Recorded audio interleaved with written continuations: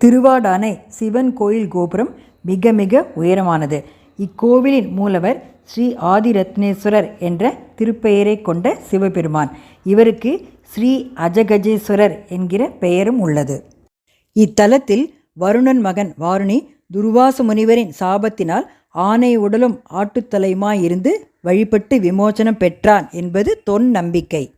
மலர்கள் கொண்டு அர்ச்சித்தால் எல்லா விதமான வினைகளையும் தீர்த்து வைக்கும் இறைவன் எழுந்தருளி இருக்கும் திருத்தலம். இங்குள்ள இறைவன் ஆதிரத்னேஸ்வரர் என்றும் இறைவி ஸ்நேகவல்லி என்றும் அழைக்கப்படுகின்றனர். வடமேற்கு பகுதியில் வள்ளி தெய்வானை உடனாய சுப்பிரமணியர். இவர் உயரமானவர்.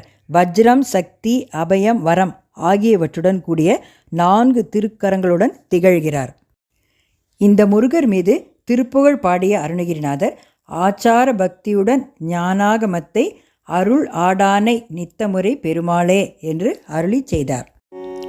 ஊனாறு மோட்பிணையும் ஆனாக வீத்த உடல் ஊதாரி பட்டொழிய உயிர் போனார் ஊரார் குவித்து வர ஆவாவென குருகி ஓயா முழக்கமெழ அழுதோய நானாவித சிவிகை மேலே கிடத்தே அது நாராதெடு தடவே எரியூடே நாணாமல் வைத்து விட நீராம் எனி பிறவி நாடாதென குணருள் புரிவாயே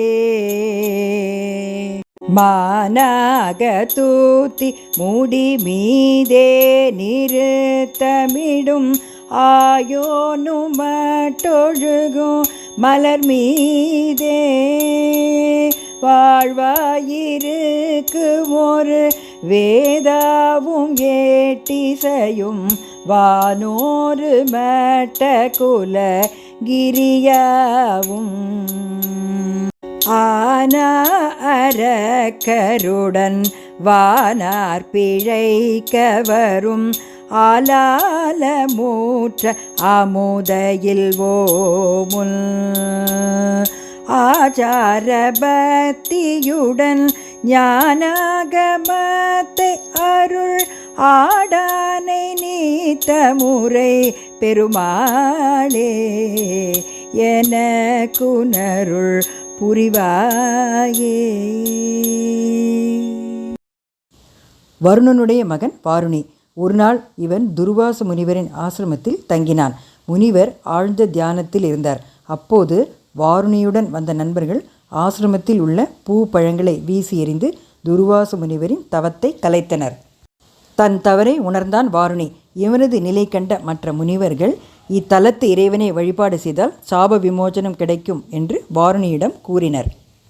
துர்வாச முனிவர் கோபத்துடன், வாருணி, நீ வருணனின் மகனாக இருந்தும் பொருந்தாத காரியம் செய்துவிட்டாய். எனவே பொருந்தாத தோற்றமான ஆட்டின் தலையும் யானையின் உடலுமாக மாறுவாய் என சாபமிட்டார். ஆடு யானை என்பதால் இத்தலம் வடமொழியில் அஜகஜாபுரம் ஆனது. அதன்படி வாருணியும் இத்தலத்தில் தன் பெயரால் குளம் அமைத்து தினமும் ஆதிரத்னேஸ்வரரை வணங்கினார்.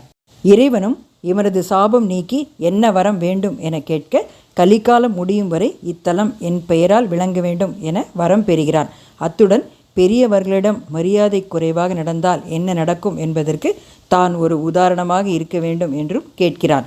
இறைவனும் அதற்கிசைந்து இத்தலத்தை அஜகஜக்ஷத்திரம் ஆடு ஆனை புறம் என வழங்க அருள் புரிந்தார். இதுவே காலப்போக்கில் திரு என்னும் அடைமொழியோடு திருவாடானை என ஆனது.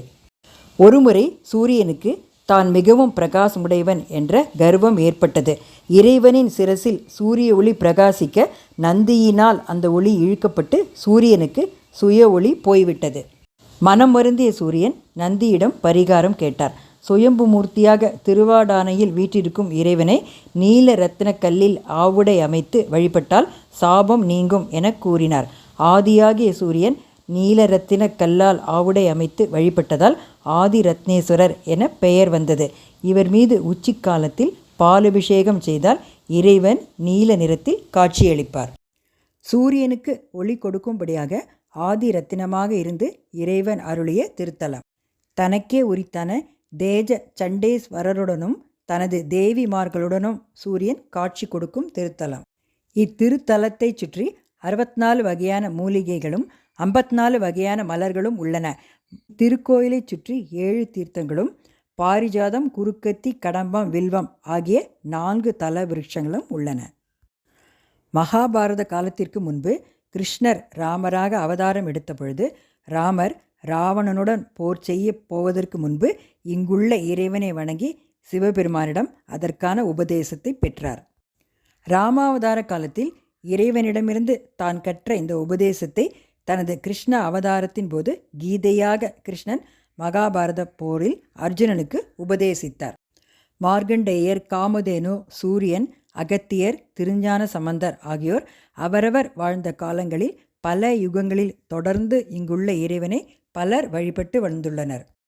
இந்த பதிகத்துக்கு 2 வகை சிறப்புகள். இதனை ஓதினால் எத்தகைய நோயும் துன்பமும் சிக்கலும் தீரும். இது திருநீற்று பதிகத்துக்கு நிகரானதாக கருதப்படுகிறது. மாதோர் கூறுகந்து ஏறது ஏறிய ஆதியானூரை ஆடானை போதினால் புனைந்து ஏத்துவார் தம்மை வாதியாவினை மாயுமே. மங்கை கூறினன்மான் மறியுடை அங்கையான் உரை ஆடானை தம் கையால் தொழுது ஏத்த வல்லவர் மங்கு நோய் பிணியுமாமே. சுண்ண நீரணி மார்பில் தோல் புனை அண்ணலான் உரை ஆடானை வண்ண மாமல தூவி கை தொழ எண்ணுவார் இடர் ஏகுமே.